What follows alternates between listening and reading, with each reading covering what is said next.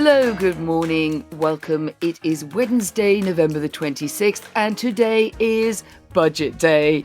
We're going to miss it when it's over. My name is Anne McElvoy from Politico. And I'm Sam Coates of Sky News. At 12:30, Rachel Reeves will tell the nation that this is a budget for the NHS, for living standards, and to get borrowing down. Well, all I'd say to that is, up to a point, Lord Copper. Because the you have one job version of this is that the Chancellor needs to find about 30 billion, largely in taxes, to fill a black hole that's opened up since her last budget only a year and a month ago. And that is the gap created because Labour MPs rejected welfare reform, and that comes at a cost. Rachel Reeves was taking too big a risk with the public finances. She needed to tax more and to borrow less to give her more headroom against her own fiscal rules. So whether it's Brexit that she blames or the long tail of austerity, those two reasons are the key: the welfare reform and the need for more headroom.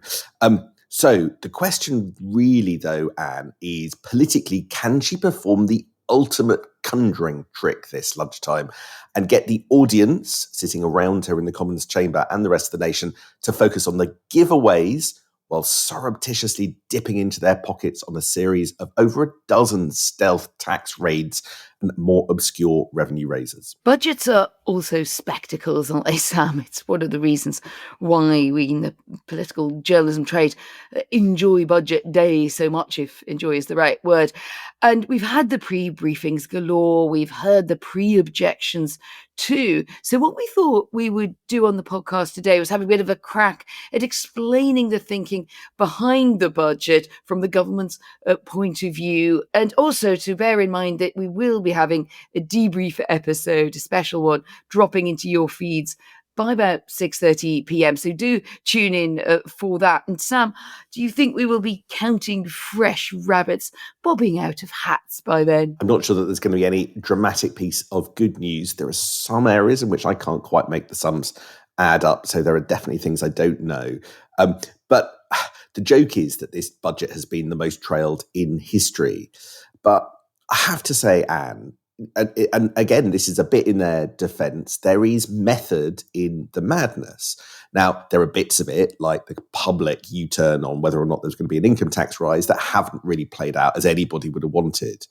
But the truth is that because of the amount of money that Rachel Reeves needs to find, and because of the experience of the mini budget in 2022, actually, budgets are no longer the big reveal surprise moments that they once were when Gordon Brown was Chancellor or when George Osborne was Chancellor.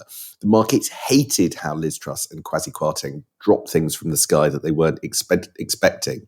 And inhabitants of the Treasury, ever since, have wanted to flag bad news to the markets, to MPs and to voters in advance to sort of soften the landing. So, and I'm really sorry for this, Mr. Speaker, but the leaks and the trails have in large part been a deliberate part of the Treasury and Number 10 strategy. And there's good reason for that. So we have all been softened up, and that was part of the intention, is your take there, Sam. So should we go through a bit of what we're expecting, because that also shows us the shape of the budget from Labour's point of view. Remember that target Rachel Reeves has to meet is to borrow around 30 billion less, specifically in 2029, in order to meet her fiscal rules. So to do that, she's going to deploy the ultimate stealth tax. She's going to freeze personal and higher income tax thresholds from the year before to raise 8 billion a year. She'll introduce a mansion tax the same year, 2028, on properties worth 2 million or more, adding an average 4,500 to council tax bills. That's quite an eye-watering one if you've got a big house, while putting a £2,000 limit on the annual amount that can be saved into a pension tax-free. That gets to another 2 billion a year. And then we had to have the smorgasbord, so let's do a bit of smorging. Electric vehicles get a new tax, so does gambling, tariffs on cheap Chinese imports, and as we heard yesterday, an extension to the sugar tax as well. So that's how she's raising the money. I still can't quite get to enough to sort of 25 billion there, but we'll see. But I think on top of that, what she'll do, she'll also claim that she's reducing spending in Whitehall in 2029, the year that matters for our fiscal rules, by, I think, up to about £5 billion. In other words, she's got to convince the markets that in the year of a general election, Labour is going to be squeezing the amount of additional spend on government departments in the run-up to an election. Now, that doesn't tend to happen in reality, and the evidence from previous chancellors that have said such things is that they never end up doing it, but that is what she is going to have to do to make the pounds and pence add up. Then, on top of those tax rises and that theoretical future spending cut, there's going to be what she'll spend money on. So the biggie is to spend money to scrap the two-child benefit cap. So that'll cost $3 billion. She'll spend another $3 billion just to stay still on fuel duty, so there's no rise in fuel duty. She'll find up to £5 billion to pay for Labour MPs' failure to push through welfare reforms in the summer. And she's going to remove some of the green levies on electricity bills. She's also found a few $100 million to freeze rail fares and also freeze prescription charges. And she will say that workers are getting a pay rise as the living wage goes up by about just over 4% to £12.71. Those 18 to 20 age group getting a whopping 8.5% pay rise there. That's a minimum salary to £10.85 an hour. Now, the Resolution Foundation, which is pretty close to Rachel Reeves, pretty formative in her thinking. She has hired quite a lot of people from there. It aims at helping lower income workers. It has, however, said that this increase might do more harm than good when there is a steep rise in the number of people out of work. So there's clearly a bit of tension about that measure, Sam. That's absolutely right. Okay, those are the headlines. Now, and you and I have spent a lot of time discussing how we got to where we are today. And there are going to be loads of ways you can analyse this budget, asking why she's spending more when she's already got a massive black hole, for instance. But both of us agree that the job this morning is to try and set out a bit of their thinking, a bit of the government's sort of approach to what they're doing today, because they are going to obviously try and make the best of what they would concede as a bad hand. Who do you think this budget is for? Why? And how are they going to deal with that? Well, I've got some help on that, Sam, from a Budget Day video that's just posted on YouTube, which shows basically the Chancellor laying out her case in a couple of minutes, how she thinks she wants to frame this budget around fair and necessary choices. Lots of smiley pictures of Rachel meeting grateful NHS workers, soldiers in uniform and the like. Lots of blame for that unholy trinity of austerity, the pandemic and Brexit impacts, aka things that happened before Labour was in charge. Now, what's really telling is that she doesn't then revisit areas from her own first budget just over a year ago, which we know landed badly with business, hasn't paid off in growth. She doesn't sort of go back to that and say, well, here's my course correction. Not at all. What she does is really try to set out a new narrative, which is basically somewhat ignoring all of that and saying, I'm here to ease living costs. There's a lot on the NHS. It's right up front on cutting waiting lists and on making that case, I think largely with their own backbenchers, frankly, on the necessity of cutting the national debt and saying there's nothing progressive about paying basically £1 in every 10 spent towards just servicing the national debt, because she needs that audience, those Labour MPs who have to go out there and talk to their constituents about this budget. There's a real sense of giving them, I would say, a playbook to talk to. And a good point in our own Politico playbook this morning from my colleague Sam Blewett. He says there are a few flaws potentially in this. The government is pinning hopes on voters, thanking them for an absence of hikes to things like prescription, to protecting them a bit on cost of living, but not noticing that a lot of them are going to be paying more in tax in the years to come via that threshold freeze and more people being dragged into tax. But clearly, as you pointed out, that is a gamble and a calculation that the Chancellor has taken. She knows she's taken it, so now she has to front it up. I think that's absolutely right. The lack of gratitude for things that people didn't realise that was going to be done to them could be a theme in the weeks and months to come. Look, I think broadly that's absolutely right. I completely agree with that. in the last few weeks and months, in number 10 and number 11, they will, of course, been taking the most ruthless approach that is possible to this budget. And here's, I think, my way of understanding their choices. Here's my version of the positive case about what Rachel Reeves and the government is doing today. This is a budget where Keir Starmer and Rachel Reeves have one goal. They are fighting for their survival. Look, it was only last week that number 10 was briefing that this was the case publicly, that Keir Starmer could be fighting for his life after the budget, right? They know the stakes are massive. And because of that, some audiences today matter more than others. So the two audiences that matter the most are the two that pose an existential threat to Rachel Reeves and to Keir Starmer. And they are, firstly, Labour MPs, and secondly, the markets, right? The bond vigilantes and the Labour vigilantes. And then there are two audiences that they care about less. And that is actually voters, the public, and business, right?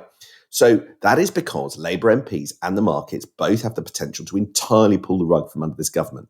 The former, if 80 MPs back a challenger. The latter, if markets give a negative verdict, if borrowing costs go up because the markets just judge the budget too risky and don't believe the calculations, well, that could bid farewell and good night for this government as well. So at this budget, the absolute priority is to leave those two groups cheering. Hence, the giveaways on top of the black hole, the cost of living framing, and most of all, the welfare spending. That's why. It's because Labour MPs want it and need it and are forcing the hand of the government. Now, Labour MPs really, really, really, really want to get rid of the two-child benefit cap for entirely noble reasons. They believe that it will stop child poverty, a big cause for many of them while they're in politics. So don't underestimate the significance of that. Politically, I suspect it's worth every penny. And also the framing of this budget as progressive. We're going to hear a lot about how it's going to hit higher earners more than people on the lower two-thirds. I say the public is secondary as an audience today because, frankly, there'll be some things that they like on energy costs, but it's a tax-raising budget that's going to hit everyone. And by and large, polling shows they don't want higher taxes for welfare bills. Again, that's because Labour MPs matter more. And as for business, well, even Peter Kyle, the business secretary on Monday, was accepting to you and me that there's a need for more urgency on growth. Yes, there's a stamp duty holiday, but they aren't talking about growth because it isn't a budget for growth. It's a budget to save Keir Starmer's skin. It is a budget for political survival, isn't it? Keir Starmer, yes, and also Rachel Reeves. She wants the question of whether she can remain as Chancellor, shore up her durability in the political market, to be one of the themes we take away today. You've seen a lot of those very personal interviews she's been giving there, Sam, about herself as a female chancellor, and lots of things that basically are taking a fight, as she sees it, to those who are knocking her or trying to get her off course or indeed out of her job. She has brought back favour with backbenchers by announcing today or re-announcing the end of the two-child benefit cap. That is another cost. She will defend that, saying, well, this is a Labour budget. I'm going to do Labour things with it. I'm going to do things that are deemed valuable by backbenchers and that they deem to be fair.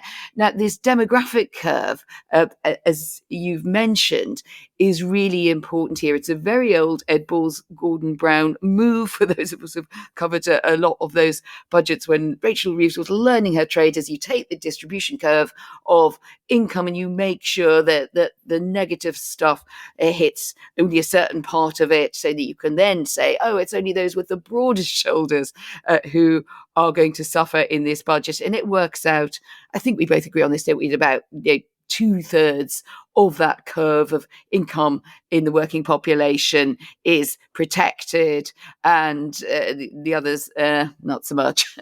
And then you get into that grey area of what's a working person and what about pensions, etc. And we'll hear what she says about that.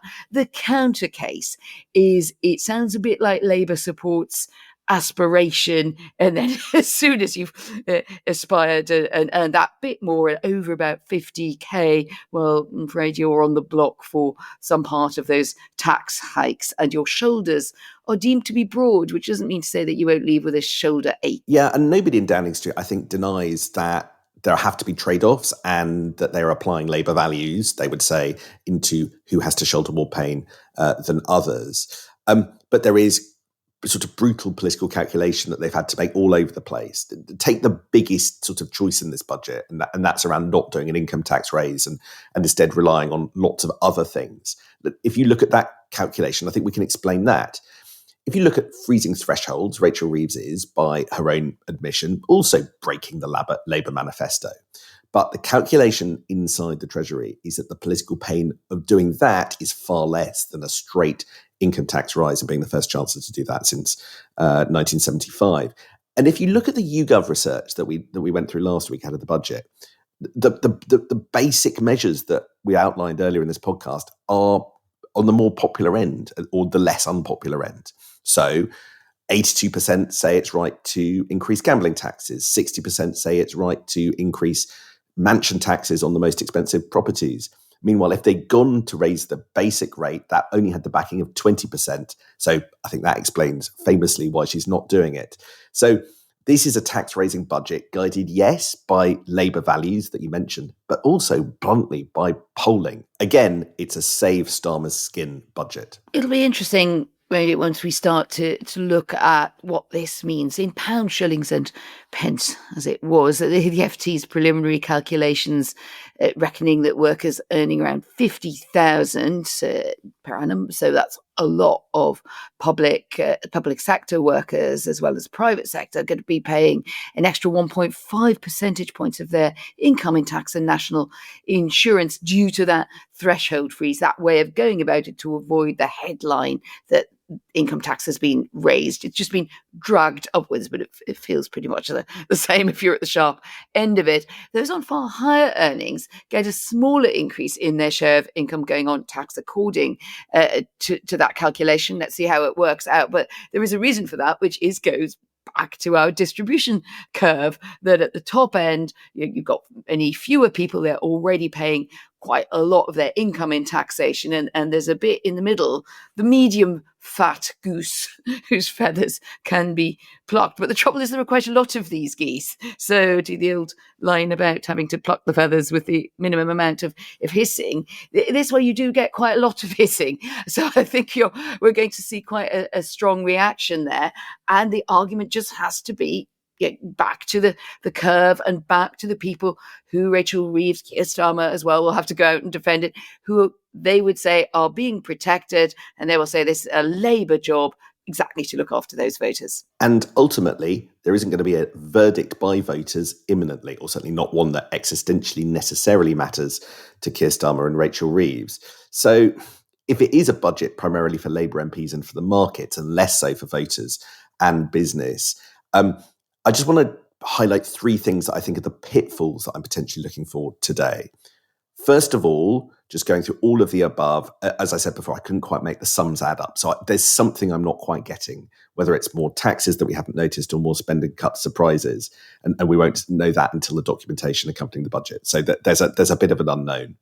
The second thing is that I am presuming, and I've had a bit of steerage on this, but I'm presuming that she's left this bigger buffer, this bigger amount of headroom, doubling it from 9.9 billion to, we think, 20 billion plus, in order to give some comfort to the market that she's not going to, be in this doom loop that she talked about and then conceded in that interview with me. But if it's less than 20 billion, if that doesn't happen, expect the markets to be disappointed. And then the third thing is whether the plans overall appear credible, right? You have to look at the fine print of this budget. I'm really struck that so much of it is about tax rises coming in 2028 or later. Now, taxes for much of the smorgasbord require legislation, maybe consultations. They might get watered down, then they don't raise the money that the market's expecting. The markets will know this and will be looking out for that today. So if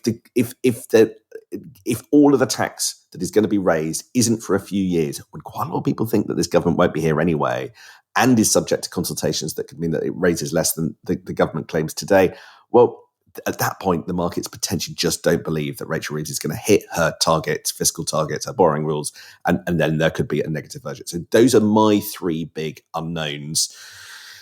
It's going to be quite a big one. I'm very worried when I hear the words Sam Coates can't make the numbers add up, because if the one thing that has become Sam's mastermind subject, non plus ultra, it's being able to pull together some of all that pitch rolling. And it's really interesting, Sam. So we must come back to that today and see whether, how that was squared off. Did the Sam Coates question get answered? Can I just mention a couple of things that I think are possibly not going to be in the budget, and there's one big question mark, which are part of this tactical keyhole that we wanted to talk about, is what do they think they're doing? One is that she looks like she's going pretty soft on bankers, despite a lot of talk by Labour think tanks about please go a bit tougher on banks. She doesn't want to do that. I think the message got through that she's been seen as as unwelcome in some parts of the city. She doesn't want to look like she's hitting out at weakening banks based in London. And the other big question is capital gains tax, which she already raised first time round. That did cause a bit of a pushback. For a lot of the working assumption was she was going back for it in this budget, but I have not heard very much about it.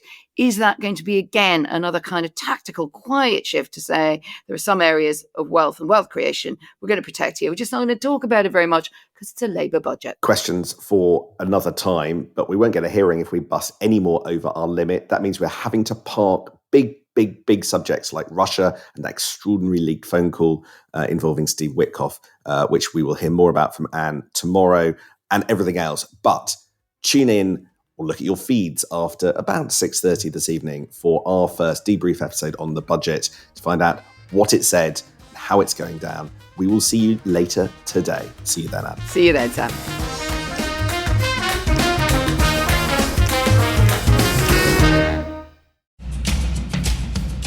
Hey, it's Sophie and Will from Sky News. Too many headlines, too little time? We get it, and that's why we're bringing you Cheat Sheet.